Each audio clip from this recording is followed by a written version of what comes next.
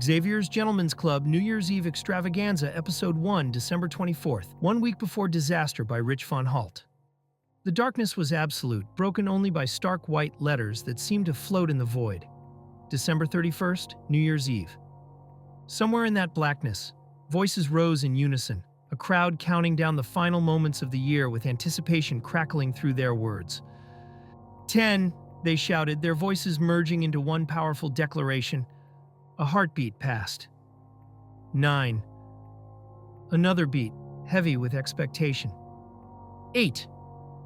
The countdown continued, each number dropping like a stone into still water, sending ripples of excitement through the unseen gathering. 7. 6. 5. The tension was palpable now, building with each decreasing digit. 4. 3. 2. 1. And then erupting like a dam bursting. Happy New Year. The Gentlemen's Club pulsed with life and celebration, bodies pressed together in joyful embraces, lips meeting lips, as couples kissed away the old year and welcomed the new. Arms wrapped around shoulders and waists as friends hugged with abandon, their faces flushed with alcohol and happiness. Champagne corks flew through the air like tiny missiles of celebration, each pop accompanied by cheers and laughter. The golden liquid foamed and spilled, splashing onto the floor where feet shuffled and stomped in rhythmic celebration. The dance floor was a sea of moving bodies, swaying and grinding to the pounding beat that vibrated through the walls and floor. A group of performers had claimed the stage, their voices rising above the crowd noise as they launched into a dance remix of Auld Lang Syne. The familiar melody was almost unrecognizable under layers of electronic beats and synthesized harmonies. But it didn't matter. Everyone knew the words, and voices joined together in drunken, joyful chorus. Every face in the crowd was lit with pure happiness, eyes bright with tears of joy and alcohol, smiles stretched wide across flushed cheeks. This was the moment when anything seemed possible, when the slate was wiped clean and the future stretched ahead full of promise. Then came the gunshots. The sounds cracked through the air like thunder, cutting through the music and laughter with brutal efficiency. The celebration died instantly, replaced by something primal and terrifying. Screams erupted from every throat. The joyful crowd transformed into a panicked mob, bodies crashing into each other as everyone tried to reach the exits at once. Some people dropped to the floor, covering their heads with their hands and making themselves as small as possible. Others stumbled and fell, knocked down by the surge of fleeing bodies and began to sob uncontrollably where they lay.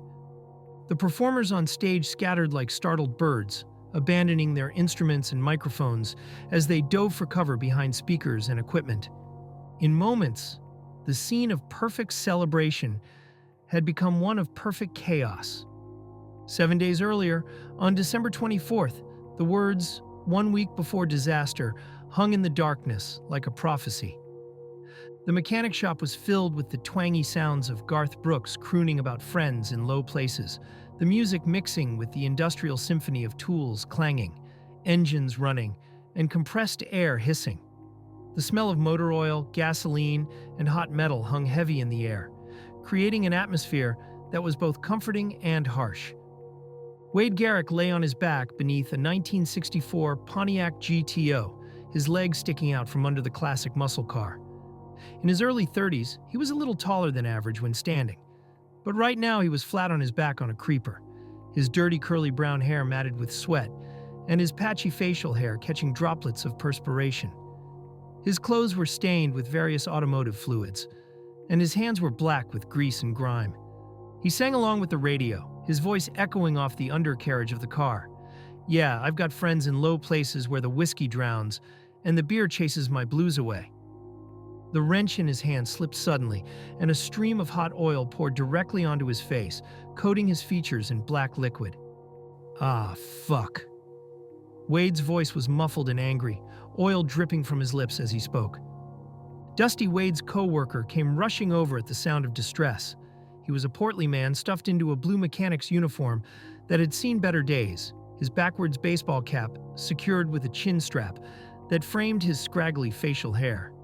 His belly strained against the fabric of his shirt, and his boots were as oil-stained as Wade's. "Wade, you all right?" Dusty asked. though his tone suggested he was more amused than concerned. Wade slid out from underneath the car on his creeper, his face completely covered in black oil. His eyes were squeezed shut, and oil dripped steadily from his chin onto his already stained shirt. "Does it look like I'm fucking all right?" Wade's voice was furious, his frustration evident even with his eyes closed and oil coating his mouth. Dusty couldn't help himself and burst into laughter, his belly shaking with mirth. "No, I just wanted to see the look on your face." Wade held out his hand blindly, searching for help. "Will you hand me a rag?" Dusty spotted a dirty rag lying on the tool table nearby and grabbed it. Instead of placing it gently in Wade's outstretched hand, he threw it directly at Wade's oil-covered face. "Fuck, man." Wade's voice was a mixture of anger and resignation.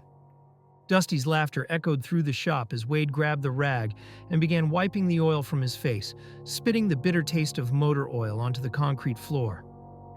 In the small bathroom at the back of the shop, Wade stood at the sink, scrubbing his face with industrial hand soap. The water ran black as it carried away layers of oil and grime. Dusty leaned against the doorframe, still chuckling to himself about the incident. "You going to the club tonight?"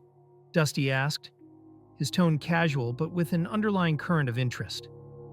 Wade continued scrubbing his face, not looking up from the sink. "What do you think?" Dusty laughed again, shaking his head. "Oh man, I wish I had your life." Wade finally looked up, meeting Dusty's eyes in the mirror. "Why, man?" Dusty's expression was completely serious despite his earlier laughter. "I love titties." The phone in the front office began ringing, its shrill tone cutting through their conversation. Both men looked toward the sound, then back at each other. "Go get it, Dusty," Wade said, returning his attention to cleaning his face. "Shut up," Dusty replied, but he was already walking away from the bathroom. As he headed toward the front office, Dusty began singing along with the radio again, his voice carrying back to the bathroom. "I got friends." The ringing stopped, followed by Dusty's voice. "Hello?" Wade looked at himself in the cracked mirror above the sink. His face was as clean as it was going to get, though the edges around his hairline and jaw were still stained with oil that would probably take days to completely fade. His curly brown hair was damp from the washing, and his patchy beard looked even more unkempt than usual. From the front office came Dusty's voice again. "Okay, we'll be here. Bye-bye." The phone clicked as Dusty hung up, immediately followed by his enthusiastic shout, "I love titties." Wade shook his head and muttered to himself, "Yeah, but I bet you wish your girl wasn't a stripper." Dusty's head appeared in the bathroom doorway again, his backwards cap slightly askew. "Hey, Wade, you have a visitor." Wade walked into the front office, wiping his still damp hands on his already stained shirt. Through the glass window that separated the office from the outside world, he could see two 16-year-old boys standing in the afternoon sunlight. The first boy, Johnny, wore a backwards blue baseball cap that matched his oversized white t-shirt and blue basketball shorts. Everything about his appearance screamed teenager, from his slightly awkward posture to the way he kept shifting his weight from foot to foot. The second boy was a stark contrast. Goldie wore baggy jeans that hung low on his hips and a striped polo shirt that looked like it had been borrowed from someone's dad.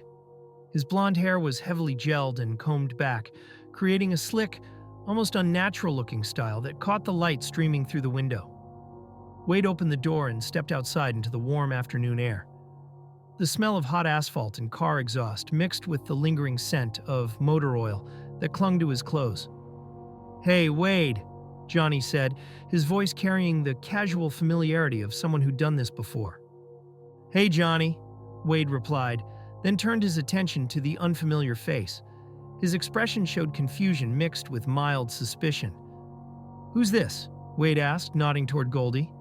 "This is Goldie," Johnny answered, as if that explained everything. Goldie stepped forward slightly, trying to project confidence. "What's up?" Wade studied the boy's appearance, particularly his hair. "Goldie? That your real name?" "No," Goldie replied, then after a beat of hesitation added, "It's 'cause of my hair." He pointed to his golden locks, the gel making them shine almost unnaturally in the sunlight. Wade nodded, filing away this information, then turned back to Johnny. Okay, Johnny, what are we thinking? Dime bag? Johnny's question carried the tentative hope of someone who wasn't sure they could afford what they wanted. Wade's expression showed mild disappointment, like a salesman who knew he could convince his customers to spend more. Come on, boys, don't you want to get lit?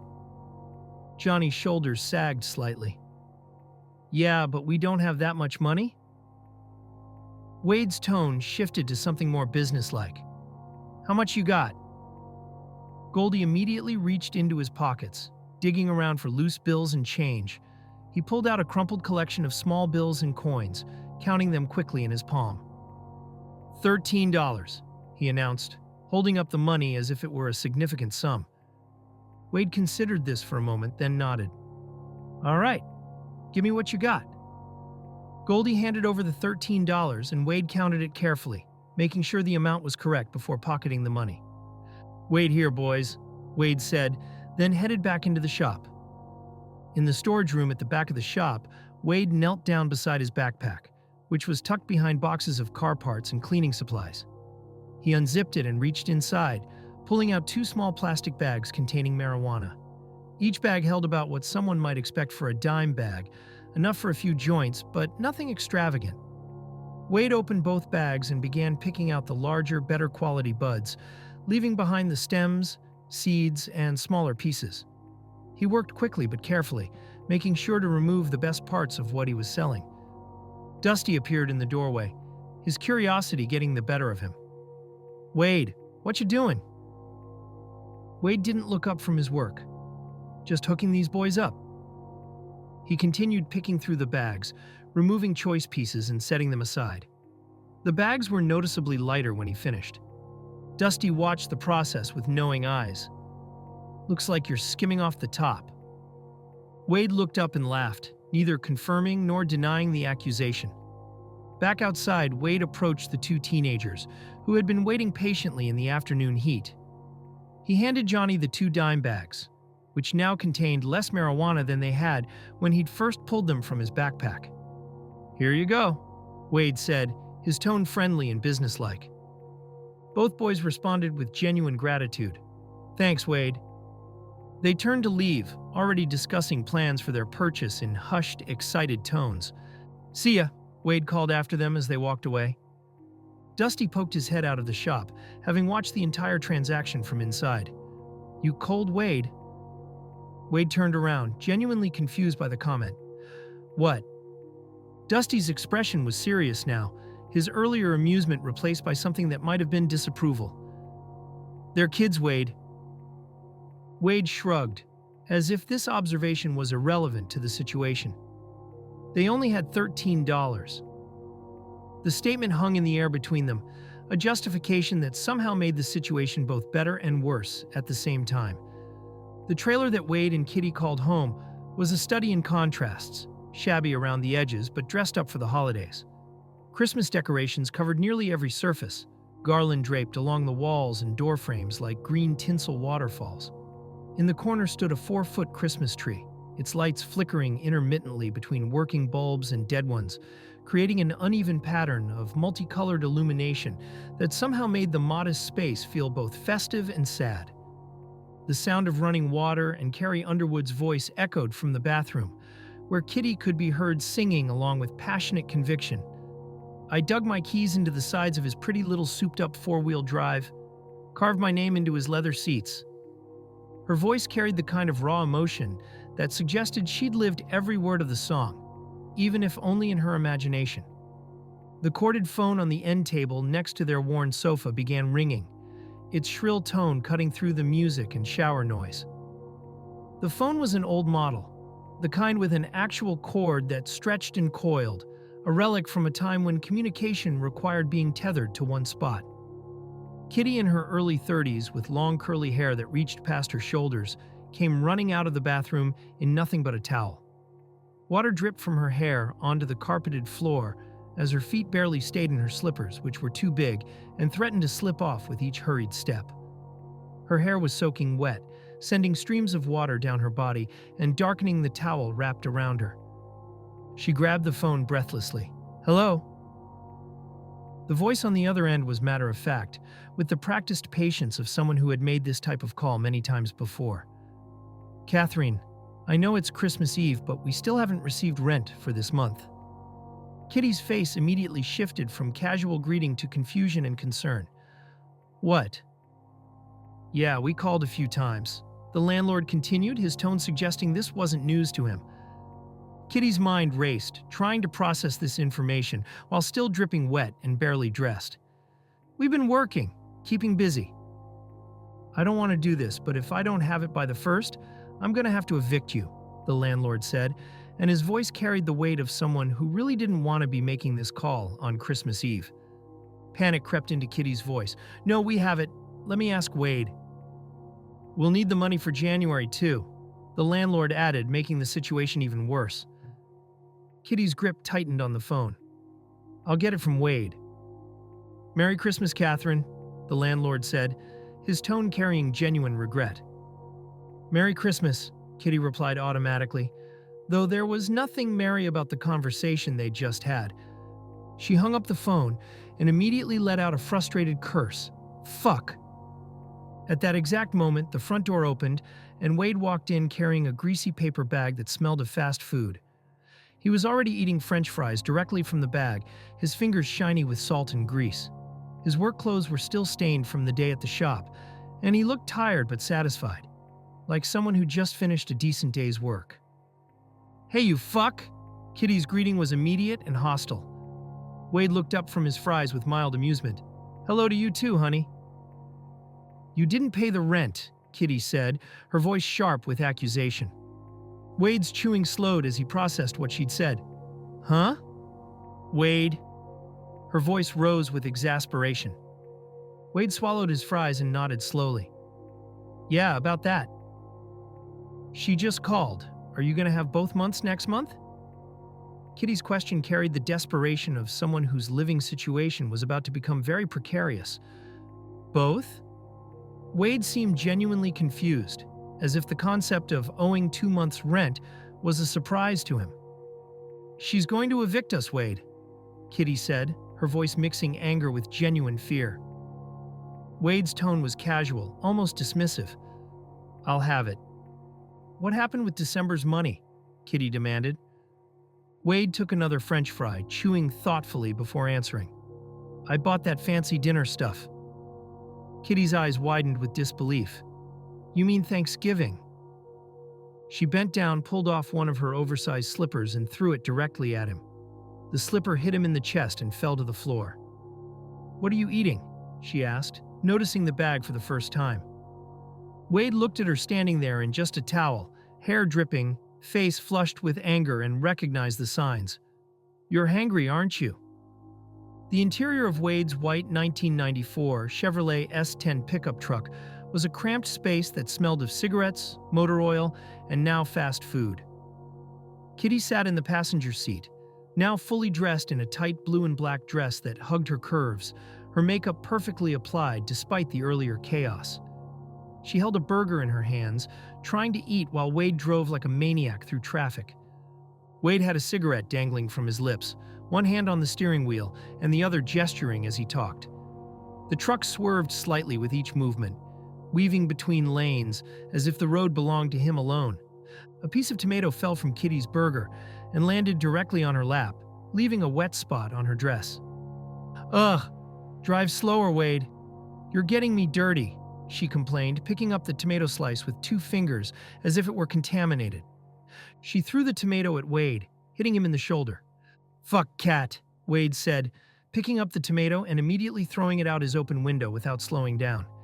Kitty grabbed a napkin and began wiping at the spot on her dress, trying to prevent it from staining.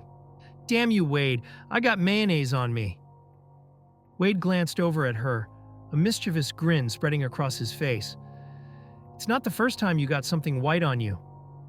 Kitty shot him a disgusted look. "Don't be a pig, Wade." Wade laughed at his own joke, the sound mixing with the engine noise and the rush of air through the open windows. Without warning, he cranked the steering wheel hard to the right, turning into the strip club parking lot like he was being chased. The truck's tires squealed against the asphalt as he slammed on the brakes, bringing them to an abrupt stop in a parking space. The sudden stop sent Kitty jerking forward against her seatbelt, her burger nearly flying out of her hands. "Asshole," she muttered, regaining her composure. Wade put the truck in park and turned off the engine. "Time for work." Kitty rolled her eyes and mimicked his tone with exaggerated seriousness. "Time for work." She balled up her hamburger wrapper, which was now stained with ketchup and mayonnaise, and tossed it directly at Wade. The wrapper hit him in the chest, leaving a white streak of mayonnaise on his pants. "Now you got white stuff on your pants," Kitty said with satisfaction. Wade looked down at the stain and made an exaggerated ha-ha face, as if her comeback was amusing but predictable. Kitty opened the passenger door and stepped out into the parking lot, leaving Wade to deal with the mess she'd made of his clothes. The afternoon sun cast long shadows across the parking lot as Kitty walked away from the truck, her movements deliberate and graceful despite the chaos of the ride. She moved as if the world had slowed down around her, each step calculated and purposeful. Her hand smoothed down the bottom of her tight dress, adjusting it to ensure everything was in place after the wild car ride. As she approached the building, the neon sign came into view, revealing the establishment's name in bold letters, Xavier's Gentlemen's Club. Below it, in smaller flickering neon text that buzzed and sputtered intermittently, the words New Year's Eve Extravaganza promised the kind of celebration that would draw crowds willing to spend money. Kitty climbed a small flight of concrete stairs leading to the entrance, where a mountain of a man stood guard. T was an imposing figure, at 6 feet 6 inches and 320 pounds.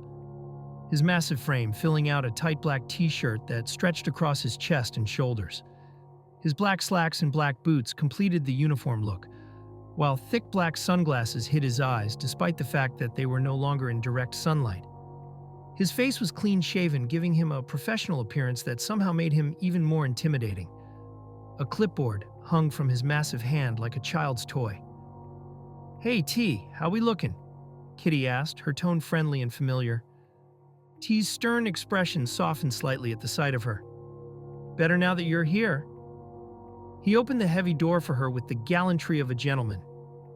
Despite his intimidating appearance, Kitty stood on her tiptoes and planted a quick kiss on his cheek, a gesture of affection that seemed to please the giant man. As she disappeared inside the club, T turned his attention to Wade, who was still sitting in the truck. T gave him a respectful nod, the kind of acknowledgement that passed between men who understood each other's roles. Wade lit a cigarette, took a long drag, and waved back at T before settling in to wait. Inside the Gentlemen's Club, the atmosphere was electric with pre-opening preparation. Xavier, the club's owner, moved through the space like a man possessed. In his early 40s, he was of average height with a slim build that suggested he spent more time managing than relaxing. His short, curly black hair was perfectly styled, and he wore a beautiful white dress shirt decorated with blue polka dots, tucked neatly into navy dress pants. Everything about his appearance suggested attention to detail and pride in presentation. He moved frantically through every inch of the club, checking and double-checking every detail. His route took him first to the entrance, where he tested the doors to ensure they were unlocked and ready for customers. He nodded to several bodyguards positioned throughout the club, each one acknowledging his presence with professional respect.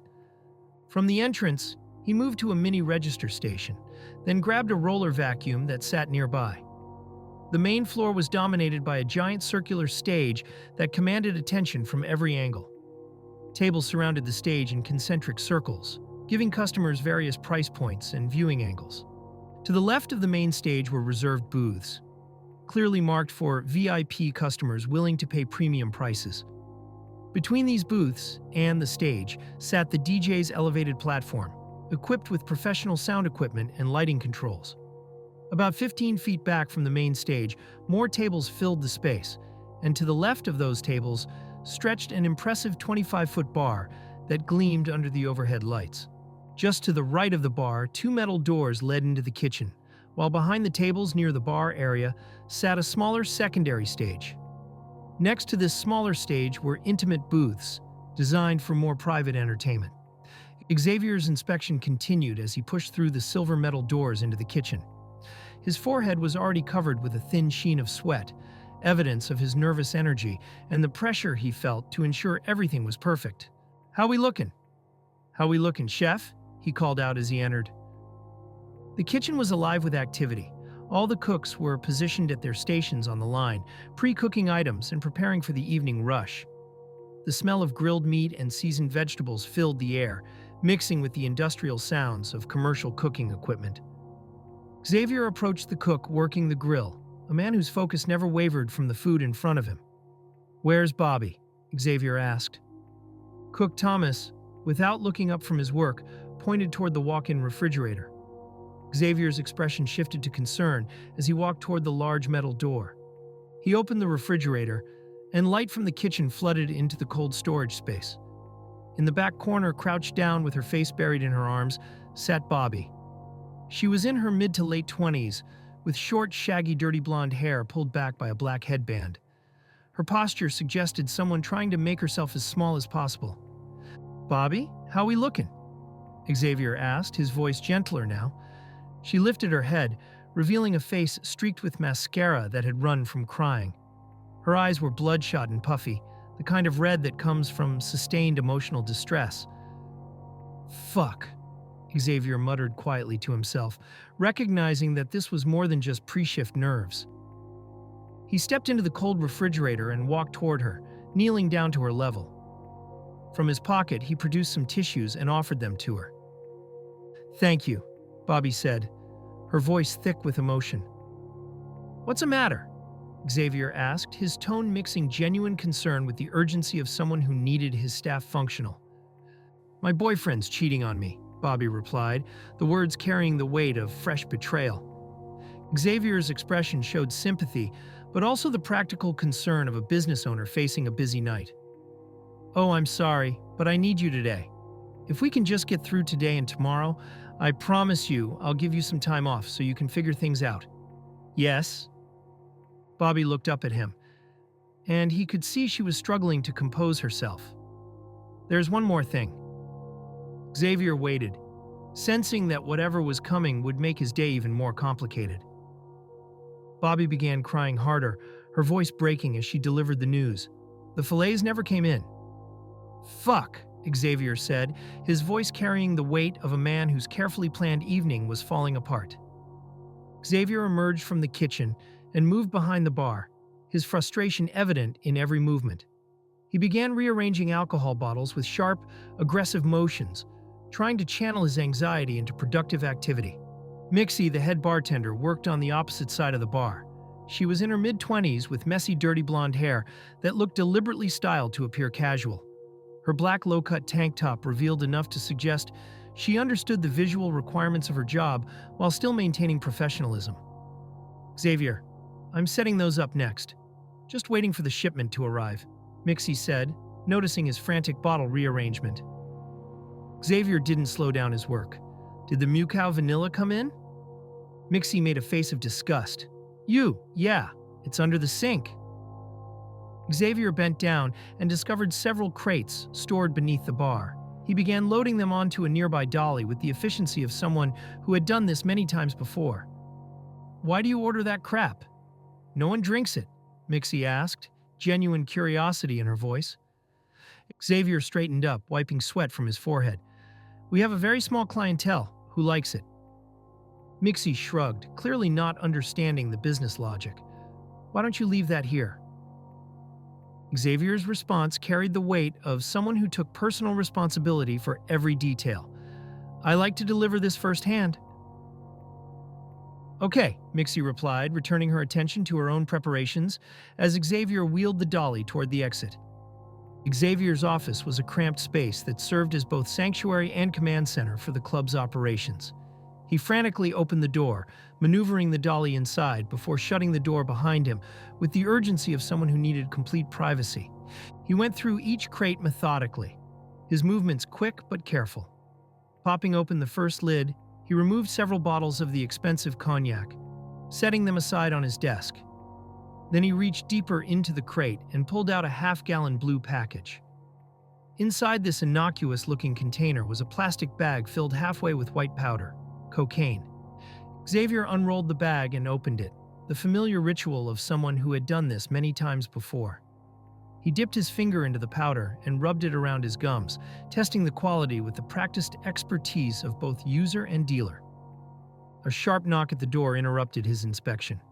Panic flashed across his face as he frantically rolled up the bag and shoved it back into the crate, then grabbed the lid and pressed it back into place, trying to make everything look normal. "Come in," he called out, his voice slightly strained from the rush of adrenaline.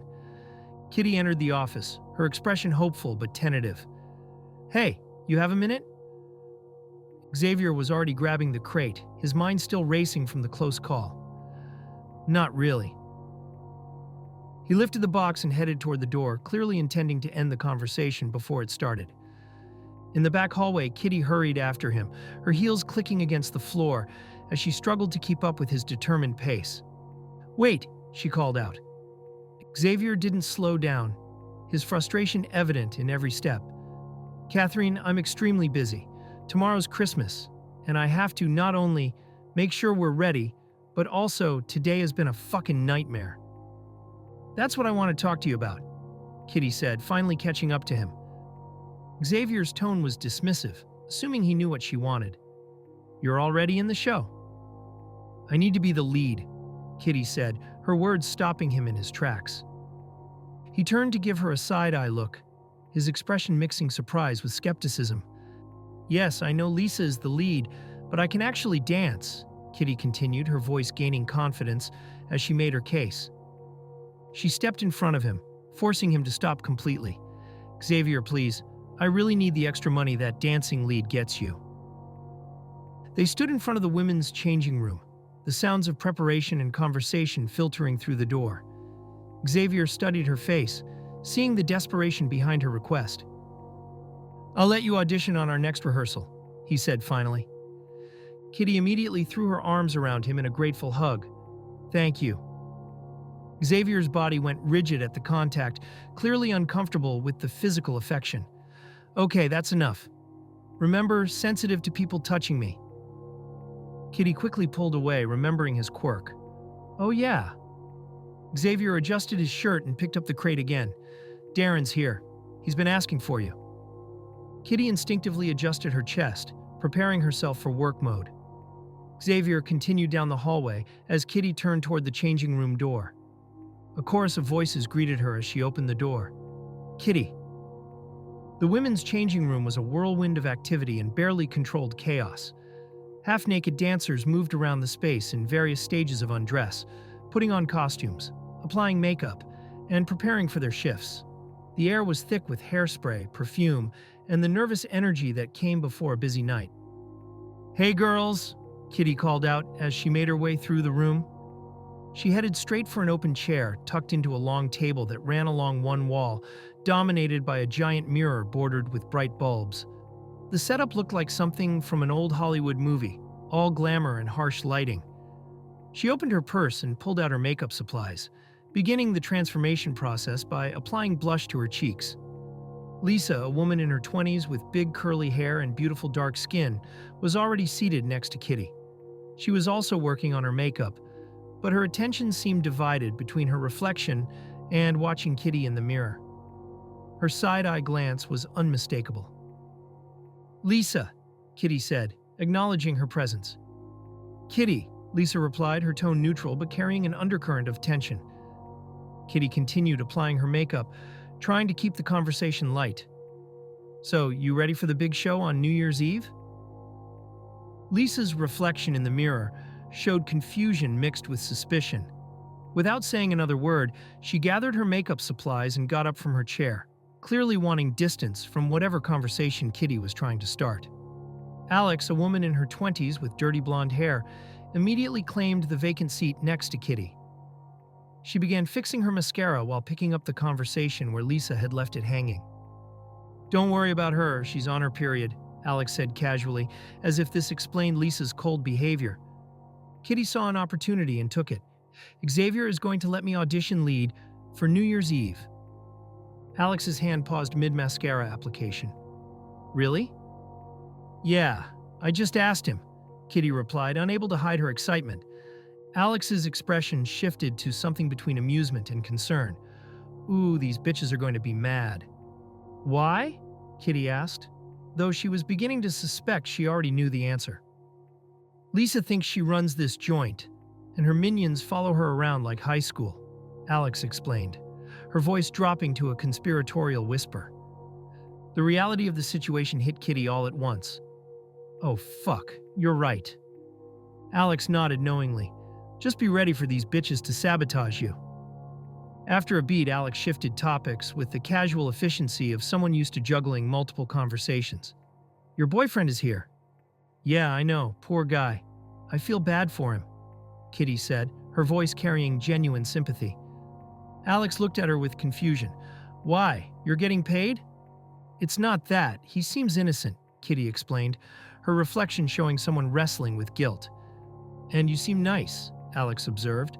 I am nice, Kitty insisted. That's why he gives you all his money. Zrenia, Alex ответил. Stop it, Kitty said, but without real anger. After a moment of silence, she stood up from her chair. I'ma go work the floor.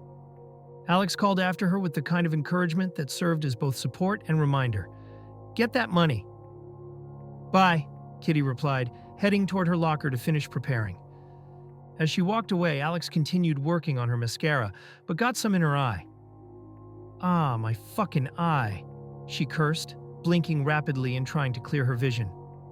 At the bar, Darin sat patiently on a stool, his appearance marking him as someone who didn't quite belong in this environment. In his early 50s, he was a Caucasian man dressed conservatively in khakis and a striped polo shirt, the kind of outfit that suggested suburban comfort rather than nightlife adventure. He waited quietly for a bartender to notice him, his posture showing the patience of someone accustomed to being overlooked.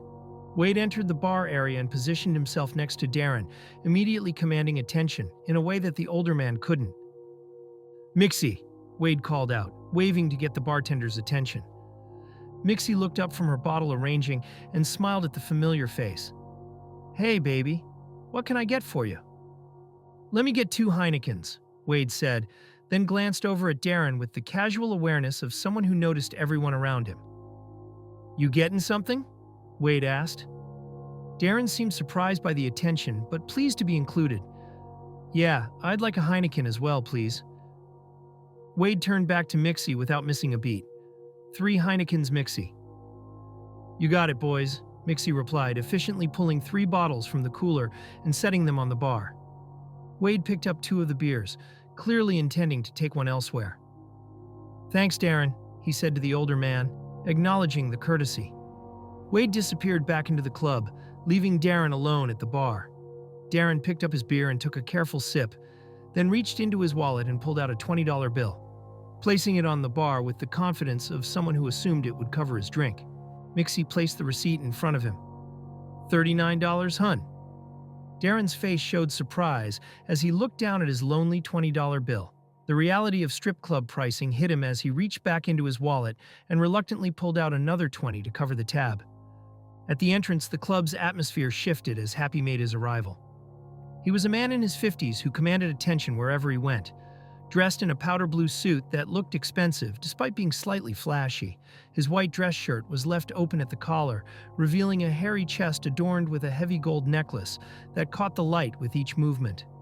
A cigar hung from his lips, and his thinning hair was slicked back with what appeared to be expensive pomade. Lolita, a cocktail waitress in her 20s, immediately approached him with the kind of attention reserved for VIP customers. Hey, Happy, she said warmly. Hey, baby, Happy replied, pulling her into a hug and kissing her cheek in a gesture that was both affectionate and possessive. He pressed a $100 bill into her hand with the casual ease of someone for whom money was no object. Right this way, Lolita said, leading him toward a reserved table positioned near the main stage. Prime real estate in the club's geography. I'll have a few bottles sent over, she promised as they reached his table. Thanks, honey, Happy replied, settling into his seat like a king taking his throne. Back in Xavier's office, the club owner sat hunched over order books, a phone pressed to his ear. The stress of the day was evident in his posture and the tension in his voice. This day's just a mess, Xavier said into the phone. The voice on the other end was warm and supportive. "Oh, babe, it'll get better." "It's just one thing after another," Xavier continued, his frustration bleeding through every word. After a pause, he added with genuine longing, "I just want to come home." "If you can, you should. That would make me happy." Christopher's voice carried the kind of understanding that comes from a long relationship. "I know, but I can't," Xavier replied, his voice heavy with the weight of responsibility. Lolita appeared in his doorway, and Xavier's attention was immediately divided between his personal and professional worlds. "I have to go," he said into the phone. "Okay, I love you. It'll be okay." Christopher's voice offered comfort and reassurance. "I know, love you too. Bye, Christopher," Xavier said. "Bye," came the response before Xavier hung up. "Happy's here," Lolita announced, her tone suggesting this news would complicate Xavier's already difficult day. "Fuck," Xavier muttered, looking at the 2 bottles of expensive cognac sitting on his desk. Presumably the special order that Happy required. Xavier entered the kitchen carrying the 2 bottles, his movements urgent and focused. The familiar chaos of dinner service surrounded him, but his attention was fixed on one particular task. "Bobby, I need the Happy Special ASAP," he called out. Bobby, having composed herself since their earlier encounter, immediately grabbed a T-bone steak and placed it on a sizzling hot cast-iron pan. The meat hit the metal with the violent hiss of high-heat cooking. Xavier watched the preparation with growing concern. "T-bone? Still no fillets?" "Nope," Bobby replied, focusing on the cooking but unable to hide her own frustration with the supply situation. "Fuck!" Xavier's curse carried the weight of a perfectionist, forced to serve second best to an important customer. Out in the main club area, Kitty had settled into her work routine. She sat comfortably on Darin's lap, her fingers playing gently with the hair at the back of his neck, in a gesture that was both intimate and practiced. "Do you have any plans for tomorrow?" she asked, her voice carrying genuine curiosity, mixed with professional interest. "Just coming to see you," Darin replied, his answer revealing the kind of lonely devotion that made him a regular customer. Kitty's expression showed surprise mixed with sympathy. "But it's Christmas. Don't you have anyone special to spend it with?" "Just you, darling," Darin said, his words carrying both sadness and contentment.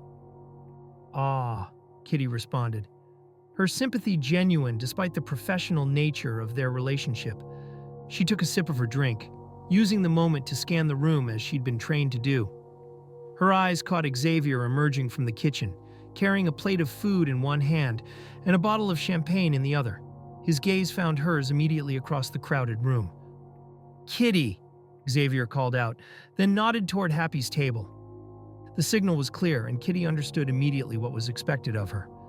"I have to go," she said to Darin, standing up and adjusting her dress and posture as she transitioned from one customer to another. Wade, who had been standing at the bar nursing his beer, watched the entire interaction with the keen eye of someone who understood the club's dynamics. As Kitty hurried to follow Xavier's direction, Wade walked over to Darin's table and positioned himself next to it. "Time to go to work," he said, speaking partly to himself and partly to Darin, though the older man probably didn't understand the full meaning of the comment. Wade finished his beer in one long pull, then set the empty bottle on Darin's table.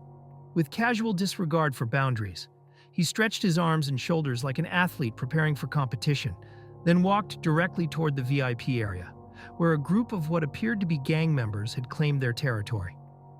At Happy's reserved table, the amber glow of the restaurant's overhead lights cast long shadows across the burgundy leather booth, where Happy sat like a king surveying his domain. The air hung thick with the mingled scents of grilled meat, expensive cologne, and the faint haze of cigar smoke that seemed to follow him wherever he went. Xavier approached the table with practiced precision, his crisp white shirt and black vest marking him as one of the establishment's more experienced servers. He set down a gleaming white plate bearing a perfectly charred T-bone steak, the meat still sizzling softly, accompanied by 2 dark bottles of wine that caught the light like liquid obsidian. Lolita, a petite server with quick, efficient movements, followed closely behind with 2 crystal glasses and polished silverware that clinked softly as she arranged them on the table. Her presence was brief but purposeful, another cog in the well-oiled machine that catered to Happy's every whim. "Where's the fillet?" Happy's voice carried the weight of expectation, tinged with the slight disappointment of a man accustomed to getting exactly what he wanted. Xavier's response came without missing a beat, his tone deferential yet confident. "Chef prepared this beautiful T-bone just for you, Happy. Fillets didn't make it in today." Happy's shoulders lifted in a subtle shrug, his thick fingers drumming once against the table's polished surface. Okay. Pop that bottle for me, would ya?" The cork came free with a satisfying pop that seemed to echo in the intimate space around their booth. Xavier's movements were fluid as he poured the deep red wine into both glasses, the liquid catching the light as it swirled and settled. The rich aroma of the vintage mixed with the savory scents already permeating the air. "Where's Kitty?" Happy's question hung in the air like smoke, his eyes already scanning the room beyond Xavier's shoulder. "She should be right behind me," Xavier replied, his gaze following Happy's expectant stare toward the entrance. As if summoned by their conversation, Kitty appeared in the doorway. Her silhouette was framed by the softer lighting from the hallway beyond, creating an almost ethereal effect as she stepped into the warmer glow of the dining area. Her presence seemed to shift the very atmosphere of the space, drawing eyes and attention like a magnet.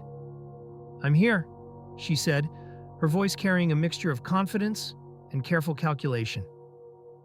Happy's face transformed at the sight of her, his weathered features softening into something approaching genuine pleasure. "Ah, there's my girl." Kitty moved with the fluid grace of someone who understood the power of movement, sliding into the booth next to Happy with practiced ease. He leaned back against the leather upholstery, his posture relaxed but commanding, a smug grin playing at the corners of his mouth. A half-smoked cigar rested between the fingers of his left hand, while his right hand occasionally patted the thick roll of cash that bulged from his jacket pocket like a promise of possibilities. Before him sat the remnants of his meal, the half-eaten steak already beginning to cool on the bone china plate. The faint smell of char and whiskey lingered around him like an invisible cloud, marking his territory in the intimate space. Kitty leaned in with calculated intimacy, her shoulder brushing against his as she pressed her lips to his cheek. The kiss was placed with precision, close enough to his mouth to suggest intimacy but not quite landing on his lips. It was a strategic move, executed with the skill of someone who understood the delicate balance between giving and withholding. Happy's eyes tracked her every movement, his gaze sharp and assessing, even as he appeared relaxed. Xavier cleared his throat softly, drawing their attention back to matters of service. "Mr. Happy, would you care for a bottle of Mucow later on?" Happy's response came without him. Even turning to look at the server, his attention still focused on Kitty's presence beside him. "Yeah, that sounds great." Xavier acknowledged the request with a small professional nod before retreating from their private bubble of conversation, his footsteps barely audible on the thick carpet as he made his way to attend to other patrons. The silence that followed stretched between Happy and Kitty like a taut wire, filled with unspoken expectations and carefully measured intentions. When Kitty finally spoke, her timing was perfect, the pause long enough to build anticipation, but not so long as to create awkwardness. "I heard you were planning a little getaway," she said, her tone casual, but her eyes alert for his reaction. Happy's eyebrow arched with interest as he swirled his wine, the dark liquid creating small whirlpools in the crystal glass. The gesture was both contemplative and performative, a moment of theater that bought him time to formulate his response. "You been asking about me, sweetheart?" The question carried layers of meaning, equal parts flattered and suspicious. Kitty's smile was answer enough before she spoke, her expression warm but controlled. "You're hard to miss, Happy. Word travels? That right?" His voice held a note of amusement, but his eyes remained sharp and calculating. The $100 bill appeared between his fingers as if by magic, crisp and green against the dark wood of the table. He slid it across the surface with deliberate slowness, his fingertips contacting hers as she reached to pick it up. The touch was brief but electric, a test disguised as generosity. She passed, her fingers steady as they closed around the money, neither too eager nor too hesitant. "I was thinking maybe I'd come along," Kitty said, her voice carrying just the right note of suggestion without seeming presumptuous. "That's so." Happy's response was neutral, giving nothing away while inviting her to continue. Her smirk was slight but meaningful, a small display of confidence that suggested she knew exactly what she brought to any equation. "You know I'd keep you entertained." "I don't doubt that." His voice carried the weight of experience, suggesting he'd sampled enough entertainment to be a good judge. "Where's a girl like you want to go?" "Vegas." The single word landed between them like a stone dropped into still water. Happy stopped mid-drink, the glass frozen halfway to his lips as his eyes widened slightly. Whatever destination he'd been expecting, it wasn't that one. "Vegas? Thought you'd say somewhere tropical." His surprise was genuine, breaking through his usual calculated composure. "Nah. Pools, luxury, cards, and drinks. Sounds perfect." Kitty's response was immediate and confident, as if she'd given it considerable thought. "I like the way you think." The approval in his voice was unmistakable, and something shifted in his posture, a subtle relaxation that suggested she'd passed another test. He leaned forward suddenly, closing the distance between them as his voice dropped to barely above a whisper. The intimacy was calculated, designed to make their conversation feel like a conspiracy between just the two of them. "Let me ask you something, Kitty. You just want the trip, or you need a little help?" Kitty maintained her composure with the skill of a seasoned poker player, taking a measured sip from her wine glass before responding. The pause gave her time to calibrate her answer, to find the right balance between vulnerability and strength. "I mean, things have been tight. Christmas wiped me out." The admission came with just the right amount of reluctance, as if she were sharing something she'd rather keep private. "Yeah." Happy's encouragement was subtle but clear, inviting her to continue. Her voice dropped even lower, forcing him to lean in closer to hear her clearly. "Rent's past due, landlord's breathing down my neck." His smirk was knowing, the expression of a man who'd heard similar stories before, but wasn't entirely unmoved by this one. "How much?" "Couple grand." The number hung in the air between them, neither small enough to be dismissive, nor large enough to be shocking. Happy's fingers began a slow rhythm against the table's surface, his nails clicking softly against the polished wood as he considered her request. The sound was hypnotic, marking time as he weighed possibilities and calculated outcomes. "Tell you what, you come with me to Vegas, I'll take care of it. Make sure you're comfortable." Kitty's exhale was carefully controlled, relief flickering across her features for just a moment before she regained her composure. Her hand found his arm, her fingers stroking gently along the expensive fabric of his jacket, a gesture that was both grateful and seductive. "You always take such good care of me," she said, her voice warm with what could have been genuine appreciation. "Okay, when?" Happy's question was direct, cutting through the emotional subtext to practical matters. "You tell me." Kitty's response put the power back in his hands, a subtle acknowledgement of who held the cards in their relationship. "Okay, how about next week?" The decisiveness in his voice suggested he'd already been considering the timing. Surprise flickered across Kitty's features, genuine this time, her carefully maintained composure cracking slightly. "Next week?" Happy's grin widened at her reaction, clearly pleased to have caught her off guard. "Oh, you weren't expecting me to say yes, huh?" His stare was direct and searching, probing her reaction for clues about her true intentions. The moment stretched between them, heavy with unspoken questions and barely contained tensions. "Yeah, let's go on New Year's Eve. They have cheap flights if we take the red-eye. This way we can splurge on New Year's Day." The specificity of his plan caught Kitty off guard, and she fell silent, her mind clearly racing to process this sudden shift from theoretical to concrete. Her eyes swept across the room, taking in the familiar chaos of the establishment around them. In the far corner, she spotted Wade engaged in conversation with a group of men she recognized as trouble. The exchange was subtle but unmistakable. Small bags changing hands for folded bills, the ancient dance of commerce in its most basic form. The sight sent a chill down her spine, but she forced herself to turn her attention back to Happy, whose expectant gaze demanded an answer. Well? His impatience was subtle but growing, the silence having stretched beyond comfortable limits. The DJ's voice cut through their intimate bubble like a knife, the announcement echoing from speakers positioned throughout the establishment. Miss Kitty to the stage. Miss Kitty to the stage. The call to duty provided a convenient escape from the intensity of the moment. Kitty rose from the booth with fluid grace, her movements smooth and practiced, despite the emotional whirlwind of the past few minutes. "You got it," she said, though uncertainty flickered in her eyes like candlelight in a draft. Happy's grin was triumphant, the expression of a man who just closed a deal he'd been working toward. "Me and you, Vegas." Her laugh was light but carried undertones of nervousness, like music played in a minor key. "I love the sound of that." "So do I."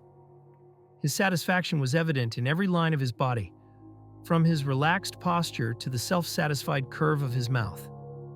Kitty leaned down toward him, her movement calculated to provide just enough of a view to tease without fully delivering. The gesture was performed with the skill of someone who understood the power of suggestion, leaving him wanting more even as she prepared to walk away. Her steps carried renewed purpose as she moved toward the stage, while Happy watched her retreat with obvious appreciation, his wineglass raised in a silent toast to possibilities yet to come. The music began to filter through the sound system, Angie Stone's "Wish I Didn't Miss You," providing a sultry soundtrack to the unfolding drama.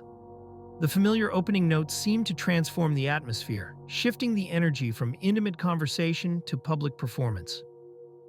Kitty made her way to the DJ booth, where the man behind the turntables looked up at her approach. He was in his mid-30s, African-American, wearing a gold football jersey that caught the colored lights from the stage. His backwards baseball cap gave him a casual, approachable air that contrasted with the intensity of the environment around them. "You, okay?"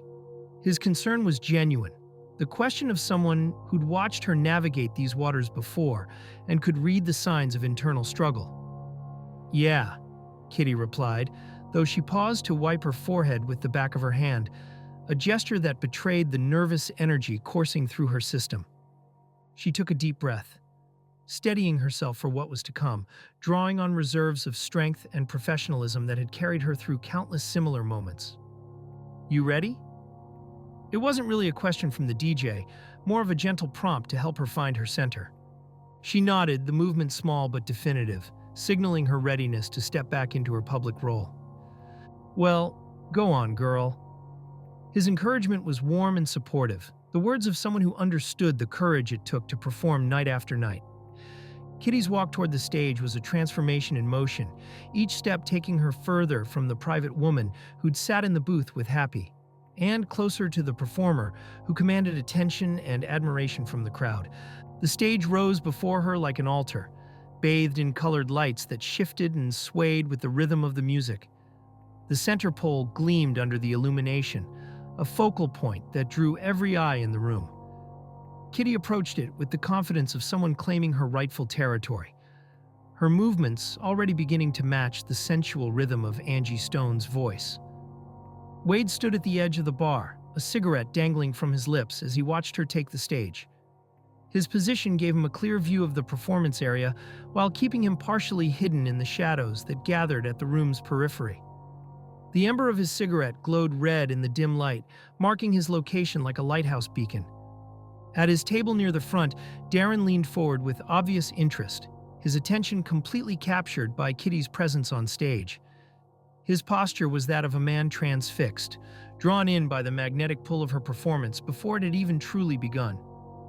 Kitty positioned herself at the center of the stage, her hands finding the cool metal of the pole as she began to move with deliberate slowness. Each gesture was measured and purposeful, designed to build anticipation rather than satisfy it immediately. The art was in the pacing, the gradual revelation of movement and energy that would keep the audience engaged throughout her performance. The men scattered throughout the room began to respond predictably, pulling crumpled bills from wallets and pockets, laying them along the edge of the stage like offerings at a shrine. Their eyes tracked her every movement, each hoping to catch her attention and earn a moment of personal focus during her routine. Happy emerged from his booth like a man with a mission. His earlier satisfaction now transformed into something more possessive and demonstrative. As he moved through the room, his sharp eyes caught sight of Xavier working the other VIP booths, and what he saw made him pause in his tracks. The bottles Xavier was placing on those distant tables were unmistakable. Pure gold Mukau cognac with distinctive white tops, the kind of premium alcohol reserved for the establishment's highest rollers. These weren't men who threw around $100 bills for attention. These were players in a different league entirely, and Happy recognized the implications immediately. But it was Xavier's other activities that truly caught Happy's attention. As he watched, the server's hand slipped into his pocket, emerging with a small packet that disappeared into another man's palm during what appeared to be a routine handshake. Money changed hands with practiced discretion. The entire transaction completed in seconds with the smooth efficiency of long practice. Armed with this knowledge and his own substantial roll of cash, Happy positioned himself directly beside the stage. He began to throw bills with the enthusiasm of a man making a statement, each note fluttering through the air like green confetti before settling on the stage around Kitty's feet. The sudden shower of money caught Kitty's attention immediately, her practiced eye recognizing both the quantity and the denomination of what was being offered. Her gaze found Wade across the room, and for a moment her excitement about Happy's Vegas offer flickered across her features like lightning. The implications of the trip, the promise of escape from her current circumstances, all of it crystallized in that brief exchange of glances. Wade's reaction was immediate and visceral. He crushed his cigarette with more force than necessary, the ember dying with a harsh hiss as he ground it into the ashtray. His body language shifted from casual observation to coiled tension, like a spring wound too tight and ready to snap. Kitty moved toward Happy with the fluid grace that had made her a favorite among the establishment's clientele. She squatted down to collect the scattered bills, her movements both practical and performative, designed to retrieve her earnings while providing an intimate show for her benefactor. Happy raised the wine bottle to his lips, drinking directly from it in a gesture that was both celebratory and possessive. The expensive vintage seemed to taste even better when consumed while watching his investment perform for him exclusively. His signal was subtle but clear, a gesture that indicated he wanted her to turn around. Kitty complied with professional smoothness, pivoting to present her back to him before bending slightly and beginning to move her hips in a slow, hypnotic rhythm that matched the music's sultry beat. The slap came without warning, Happy's hand connecting with her body in a gesture that was both appreciative and claiming. His grip lingered, fingers pressing into her flesh with the familiarity of ownership, marking his territory in front of the entire room. The sound of breaking glass cut through the music like a gunshot. Wade had brought his fist down on the ashtray with such force that it shattered, sending ceramic shards scattering across the table's surface. Blood began to well from the cuts on his hand, but he seemed oblivious to the pain as rage overwhelmed his senses. He moved toward the stage with the focused intensity of a man who had reached his breaking point, every step carrying the weight of accumulated frustration and jealousy. Xavier spotted the approaching confrontation from across the room, his professional instincts immediately recognizing the signs of trouble. He began moving toward the stage as well, his path calculated to intercept Wade before the situation could escalate. But Xavier was too far away, and Wade's anger had given him speed. He reached Happy first, his hand landing on the older man's shoulder with enough force to spin him around. The punch that followed was fueled by weeks of watching, waiting, and wanting what he couldn't have. Happy's head snapped back from the impact, his body swaying as he fought to maintain his balance. For a moment, it seemed he might fall, but he recovered, with the resilience of a man who'd weathered many storms. When he turned back to face Wade, his eyes held a coldness that spoke of violence barely contained. The wine bottle became a weapon in Happy's hands, swinging through the air in a vicious arc that ended against Wade's skull. The sound of shattering glass mixed with the wet impact of bottle against bone, creating a symphony of violence that seemed to echo in the sudden silence that followed. Xavier reached the stage just as the bottle exploded, pushing Wade away from further harm, even as the damage was already done. The DJ's hands moved instinctively to stop the music, the sudden silence creating a vacuum that seemed to suck all other sound from the room. Kitty's hands flew to her mouth in shock, her professional composure finally cracking in the face of such unexpected violence. Wade's hands went to his head, trying to stem the flow of blood that had begun to stream down his face and neck, painting his shirt and spreading crimson stains. Without hesitation, Kitty leaped down from the stage, her bare feet hitting the floor, as she rushed to Wade's side. Her hands replaced his on his wounded head, trying to apply pressure to slow the bleeding while her mind raced to process what had just happened. The entire establishment had come alive with shocked voices and movement, patrons rising from their seats to get a better view of the chaos or to distance themselves from potential further violence. In the midst of it all, Darin remained seated at his table, watching the unfolding drama with the detached interest of someone observing a play rather than participating in real life. The sharp trill of his phone cut through the ambient noise like a blade, the sound seeming impossibly loud in the charged atmosphere. Darin reached into his pocket with deliberate calm, his movements unhurried despite the chaos surrounding him. The word "Mom" appeared on his screen, the mundane reality of the contact's name creating a surreal contrast with the violence he'd just witnessed. He swiped to answer, his voice steady despite everything happening around him. "Ma." His mother's voice came through the speaker, tinny but clear, carrying the familiar weight of maternal concern. "Darin, are you busy?" "No," he replied, the lie coming easily as he continued to watch Kitty ministering to Wade's wounds. "I hear music. Are you out? I hate to be a bother." The guilt in her voice was audible, the reluctance of someone who didn't want to impose, but had no other choice. "Ma, what is it?" Darin's patience was genuine, even as his eyes remained fixed on the scene playing out before him. "I don't feel good. Can you come home?" The request was simple, but loaded with implication, the words of someone who rarely asked for help, but found herself in genuine need. Darin's gaze shifted from the broader chaos to focus specifically on Kitty, who knelt beside Wade with blood on her hands and concern etched across her features. The juxtaposition between his mother's need and the drama unfolding before him created a moment of perfect tension, two worlds colliding in the space between his phone and his eyes.